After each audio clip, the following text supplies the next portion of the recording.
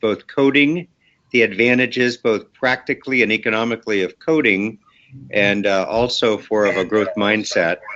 So it really underscores what we've been STEM workshops that we've been doing for the past month of not only looking at the technology, but looking at the pedagogy and the mindsets that we find and that research is showing is highly effective with students in any community, but especially with the upper bound communities that we're serving, period.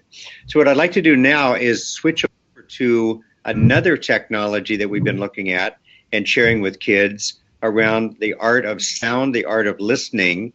And I've got some technology and some students here in Shishmaref, and we'll be showing you a little bit about what we've been doing. But again, just a quick reminder, this is Mark Standley with Educating for Leadership.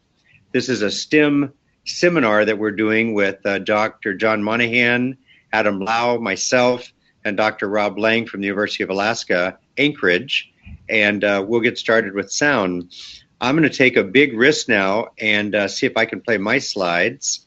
So I'm going to share my screen, and let's see if this will work.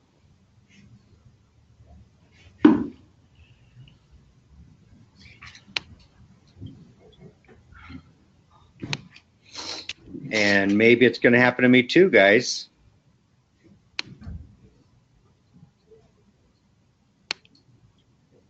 All right, can you see that? No. No, okay. Then I'm going to try it one more time. Share screen. And y'all give me just a second.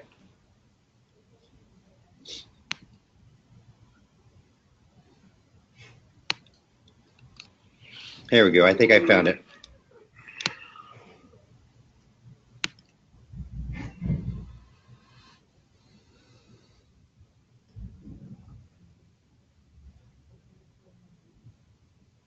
We are oriented by sight because of what we do visually and the sense of sight.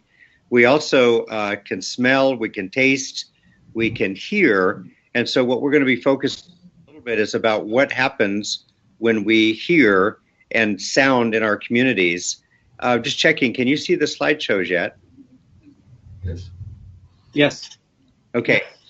So it's that challenge. Y'all can see it, but I cannot see it. So I'm wondering if I do this. Yes. So do you see the art of listening and sound? Mm-hmm. Okay, and then just checking, did it go to the next slide? Yes. Is that a yes? Yes. Cool, thank you. So to state the obvious, listening are all around us. So it really boils down to a question of what do you hear? In the communities we've been doing the STEM workshops, of course, smaller rural communities, there's a whole different soundscape here than what we experience in our urban environments. And what's interesting is that in the rural communities, we're so much closer to natural environments. It's a lot more diverse in terms of the sound, but I expect there's this conflict between the sounds that people make and the sounds that exist in the natural world. You could argue or offer that the sounds really reflect not only our activities as a species, but they also reflect what we value. If you live next to a freeway and get the sound of 18-wheelers or airplanes, then you would offer that we value transportation and the moving of goods and people in a very economic, but albeit a very noisy way. So suffice it to say that as a species, people can be incredibly noisy. So trying to listen to sounds, if you're listening to people sounds, is actually not too challenging, is it? It's actually easy and relatively available to hear the sounds of sirens, of cars, of ambulances, of construction sites, and et cetera, just any day that you want to. More common, it's hard and difficult to find a place that is quiet or has more natural sounds. So when we think about listening or challenge students to go out and gather sounds from their backyard, it's incredibly difficult to get the sounds of people to the sounds of nature. And that's what we're going to talk about a little bit. But what I want to offer is that we have lots of ways to listen and to record sounds, and we'll be talking about that a little bit. First of all, what I want to do is give you some of the resources that we use. Number one is our mentor and guide in this whole space, Richard Nelson from Sitka, Alaska, an anthropologist and writer who has been doing for a number of years a radio show and podcast called Encounters North. I'm going to make references to the work that Richard's been doing.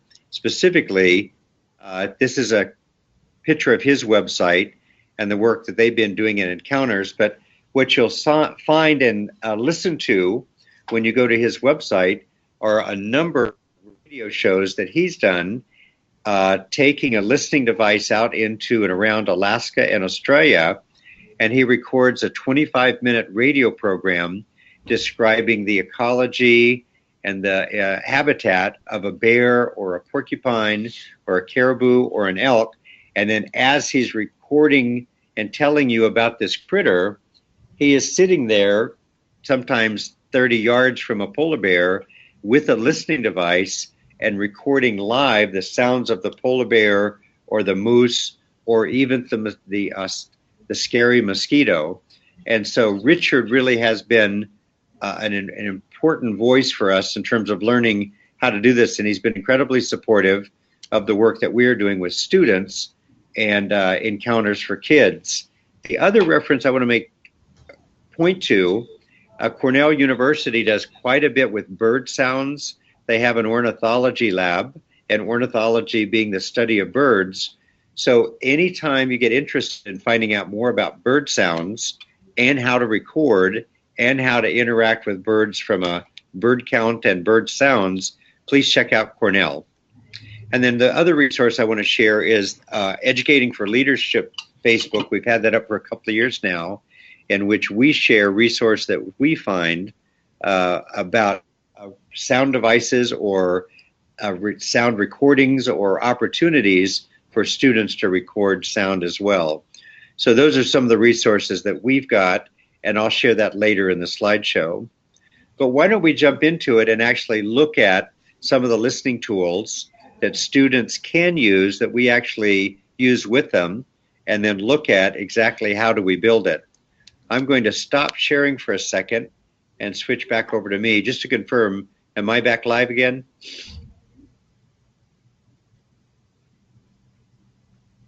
Just to confirm, can y'all see me? Cannot see me. Are you seeing my slide? Yes. I can see your slide, but we can't see you. It does take a while to, once you click on that shared screen, to come back. Now we see your screen saver, but not you.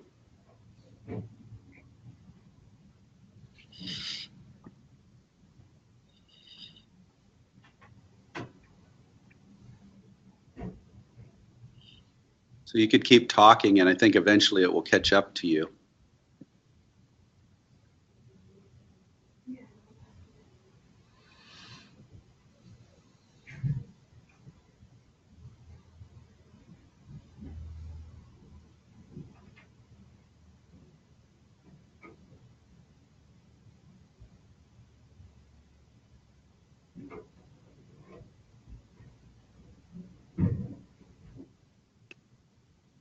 Mark, I would suggest you keep talking and presenting, and then maybe the video will catch up with you.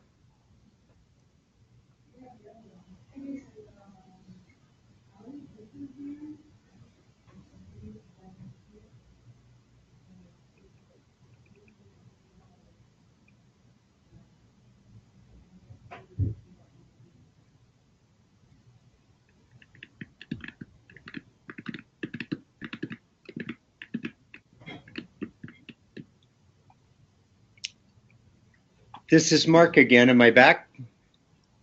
Yes. Hello, hello. Yes, you're back. You're back. Okay. Can you see me? Yes. Okay. Well, my apologies. I cannot see myself, so I'm going to be going in the blind. I would want to make the point that that brief pause was brought to you by Simon and Garfunkel, The Sounds of Silence.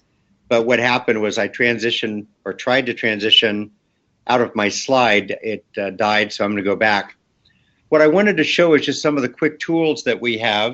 And I'm going to get my assistant, Lindsay, to go get me one of the pipes over there, please.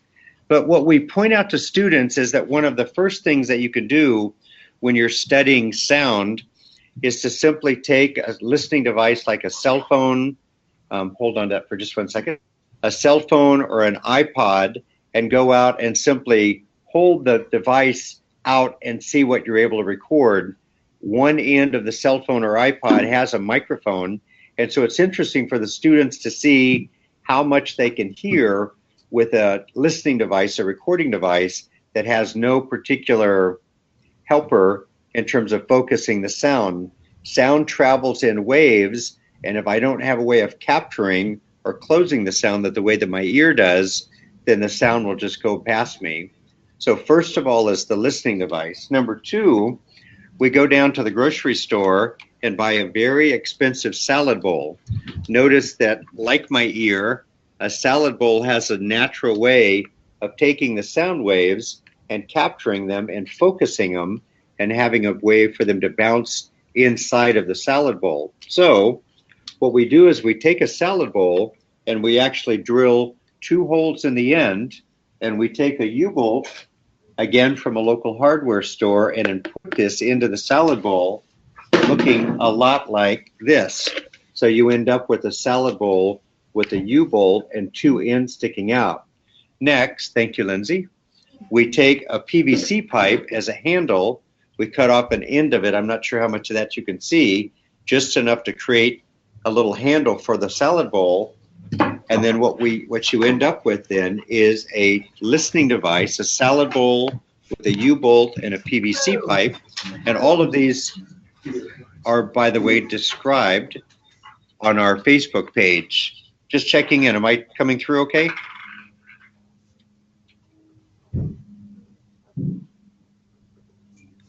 Am I coming through okay, guys?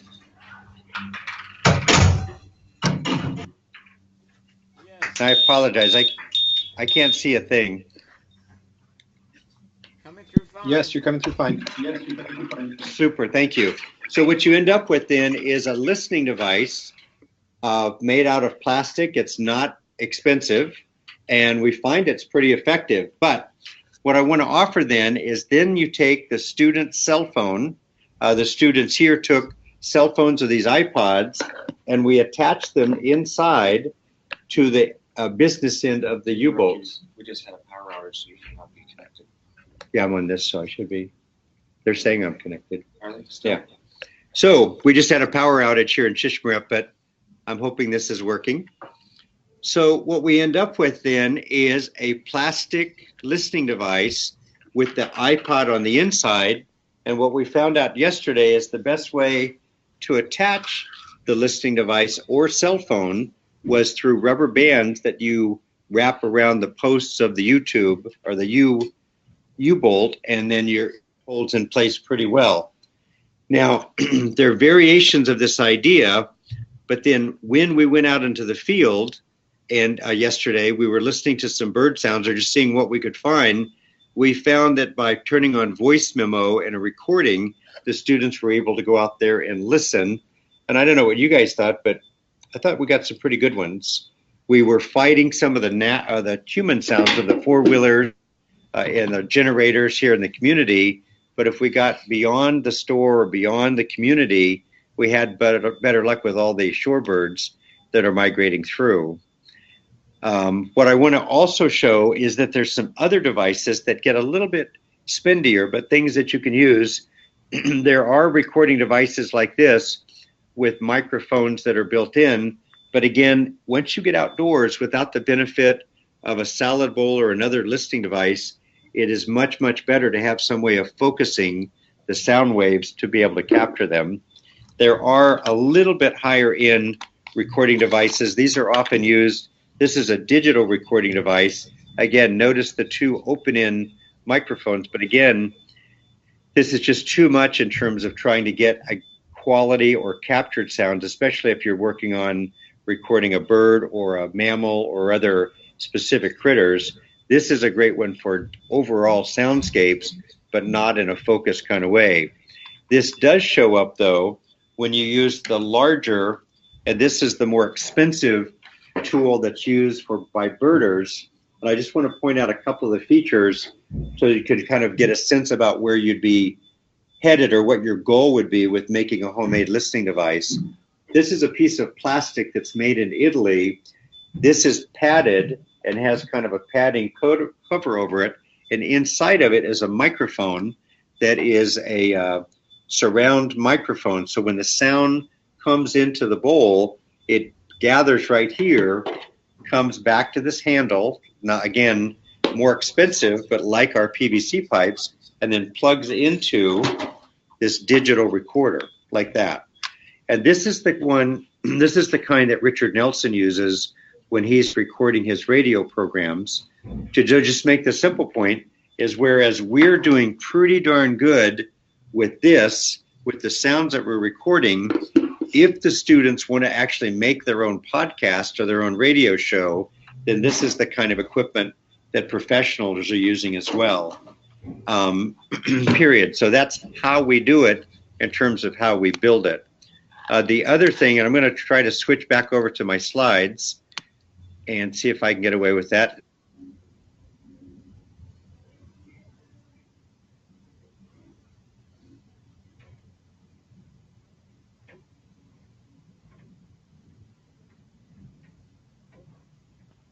Looks like you dropped.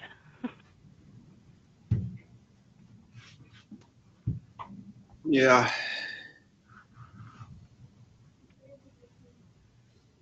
So my guess is the battery backup for their internet just finally ran out of juice. Yeah. Well, what I would like to propose is that we drop this recording, and I look forward to Dr. Lang's presentation, so that we can let him do his presentation, and we're not keeping him on for this long. Okay. You go ahead and drop the recording.